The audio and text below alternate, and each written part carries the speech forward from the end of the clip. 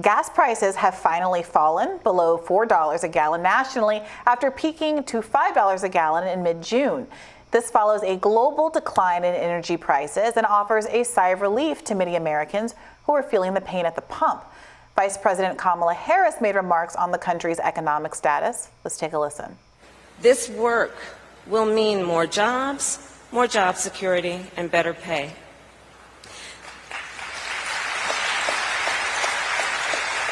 So, the President and my vision for the future also means lowering costs for Americans. Today we learned that last month our economy had 0% inflation.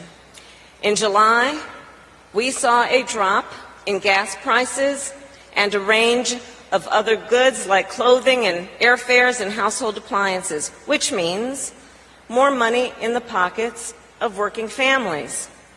Combined with the fact that our nation created more than 500,000 jobs last month, it is clear that our nation is making progress. Well, the rate of inflation dipped slightly from 9.1% to 8.5% in July, and yet President Biden had this to say about the issue. Actually, I just want to say a number. 0. Today, we received news that our economy had 0% inflation in the month of July. Though the price of gas has eased, the price of groceries and energy costs have not. According to the U.S. Labor Department, grocery prices rose from June to July and are now 13% higher than they were last year, marking the largest increase in food prices since 1979. Energy prices also continue to rise. I filled up my car yesterday. My wife and I call our car Baby because we're childless millennials.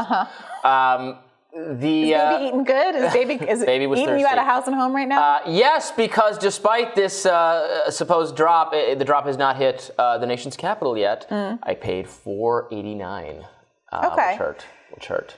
Okay, so look, there's a lot but you're ready. I know you're ready to stick the IRS there on me anyway, but that's for paying your taxes. Just kidding.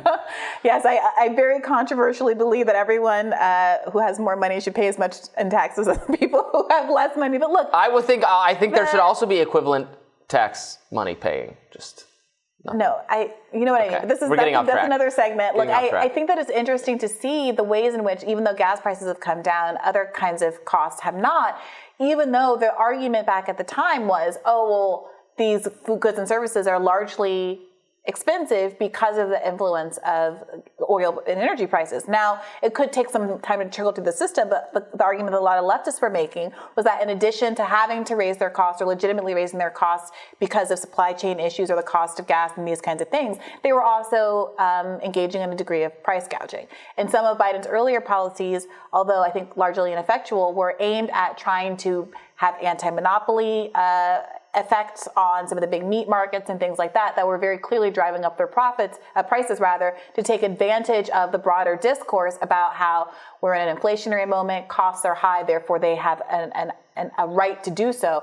It will be interesting to see if any of these food prices start to come down and actually track the lower cost of goods as the world starts spinning its wheels again, or whether or not they're going to continue to keep prices high. And I think really telling themselves in the way that left has been saying for a long time, that so much of these cost increases are not in fact about increased cost of goods and services to manufacturers, but in fact them just trying to extract more from the population. And if the prices don't change significantly, will that then say that actually the major problem is what a lot of people, what I've said, and I think you've said to some extent, is related to the massive shocks to the supply chain system and also to the ongoing, to the Russia-Ukraine aspect of all this, which is not resolved whatsoever. And in fact, we're continuing to fund a non-conclusion too. So if they don't come down, that will show that actually is a significant part of the problem. Well, let me ask you, politically speaking, gas prices might not be $4 in Washington, D.C., sorry, baby, but they are down across the country. The president and vice president are making representations about inflation being down. Do you think that this is a troubling moment for conservatives who were perhaps hoping to be able to exploit this economic crisis going into midterms on top of some of the things that you've said before. No, I absolutely agree with you. I think no doubt. It matters when the apex of the bottom, if that makes any sense, when the worst moment hits. If this had all hit what we've endured kind of, I guess, this summer, first half of the summer, if that was happening September, October, November, I think you'd have a very different, you'd have a better Republican outcome. And also, I mean, I've said it before, but the Republicans have some really bad candidates for their Senate races. I still think the Republicans will take the House. I no longer think the Republicans will take the Senate. I think the Pennsylvania race looks pretty bad. Dr. Oz is a very bad candidate. Arizona, it looks like they've picked some real crazy people. Jan Brewer, the former governor of Arizona, who at the time, she was governor in, I believe, in the aughts. I remember her being considered to be like this hardcore right-wing immigrant, anti-immigrant figure. She's what qualified for very conservative back in the day. She said yesterday that she doesn't think she can support Carrie Lake, or she needs to hear more from Carrie Lake that's not crazy. She said something to that effect. Yeah. That's a sign of that. Like, if you're too far right for what was considered extremely conservative back then, I mean, that's a warning sign. And so Carrie Lake could affect the Senate race. So that dynamic is playing out. In addition to, things are not going to be, it looks like, and this is a good thing, that things are not going to be quite as bad in the fall as they've been for the past couple of weeks. And that's going to impact, there's, some overreach perhaps on abortion. If not the Dobbs decision itself, then states, look what happened in Kansas, a conservative state that overwhelmingly voted to vote down an amendment that would have made abortion illegal in the state. Right, you have to recognize the reality of political strategy, no matter how you feel about it. You should never commit the pundit's fallacy of thinking like, oh, everything I want is popular and everything's going along with my team or my... No, never going to make that mistake ever again. I rely on polls to prove that everything I want is popular. All right. Well, meanwhile, Energy Secretary Jennifer Granholm, my former governor of the great state of Michigan, offered this advice for those who still think gas prices are too high. Today, your price of gas here, I think, is on average $4.51. That is a huge savings to not have to do that, to be able to use electricity. In fact, the difference can be about, $40 per fill-up, maybe even more. So depending on where you are, the bottom line is the cost of driving all in an electric vehicle, especially if you buy the models that are lower, that are more affordable, it's a huge savings for people. She's doing a Tesla commercial. Another Tesla commercial. I remember from her tenure as governor of Michigan, which I resided in at the time, she's all about green energy, environmental subsidies, all those things. They're her favorite stuff. Well, look, here's part of Teslas are great. Issue. Can't get one. Very hard to get one. Very expensive to buy. Exactly it. They're not available. Don't know what you're supposed to do. That's exactly the problem people have been pointing out in the new Inflation Reduction Act. There are these tax credits for buying electric vehicles, and there are no vehicles on the market that are qualifying for those tax credits at present. So there's a really cart-horse situation here.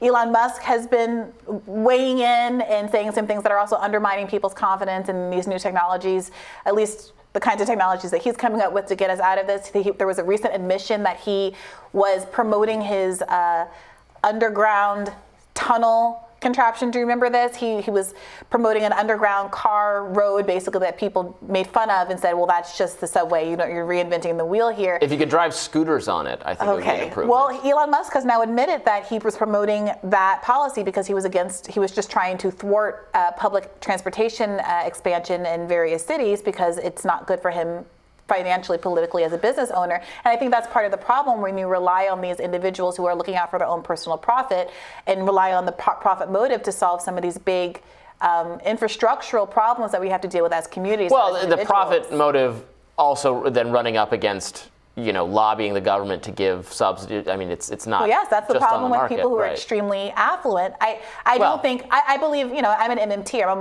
modern monetary theory person. I don't think you have to tax to spend money, but the reality is taxation is important because it is important to take some of the money out of these super earners, these billionaires who have the ability to, with that money, exert undue political influence. But if the government has massive and do power, things like what Michael Bloomberg did was to literally use his own billions to buy his way into a debate stage and into an election. Right, but if the government has this massive power to restrict, to hinder, or to help not just certain sectors of the economy, but individual firms, then you will create an incentive system where these billionaires, instead of using their money to create better products, to compete in the market productively, they're instead channeling that power to control the government, to change the rules or harm. So the incentives are bad because of the government. Elon Musk intentionally tried to derail public transportation development because the government was regulating Elon Musk too hard. In what way was the government regulating Elon Musk too hard? Giving him more tax write-offs so that people buy his cars? No, but that's an example. If the government can give subsidies to certain industries, massive subsidies, then the firms will disproportionately spend their influence and their capital trying to lobby the government or take control of it in order to get those subsidies. Where if they all just have to compete, then they just all compete. They weren't. I think that's a little bit in my humble opinion, I think that's not exactly the chicken and the egg. When you have a profit motive, which is how our legal system is explicitly structured, which is how our, there's something called the business judgment rule. There are reams of corporate laws that basically say if what you're doing was calculated to make the business profit, you're not liable, because the liability comes when you haven't been, supportive to shareholders, not when you've done, the idea that you're supposed to protect some other constituency. So because of the way that everything in our world is structured, the profit motive is king, and people like Elon Musk and any business owner are going to go along and try to do everything they can for their own personal enrichment, and that is fine and good. And I understand that most people are watching are capitalists, and they think that's the way the world should go. Because the profit motive can be put toward productive ends. So we have a frequent on its own. Sure.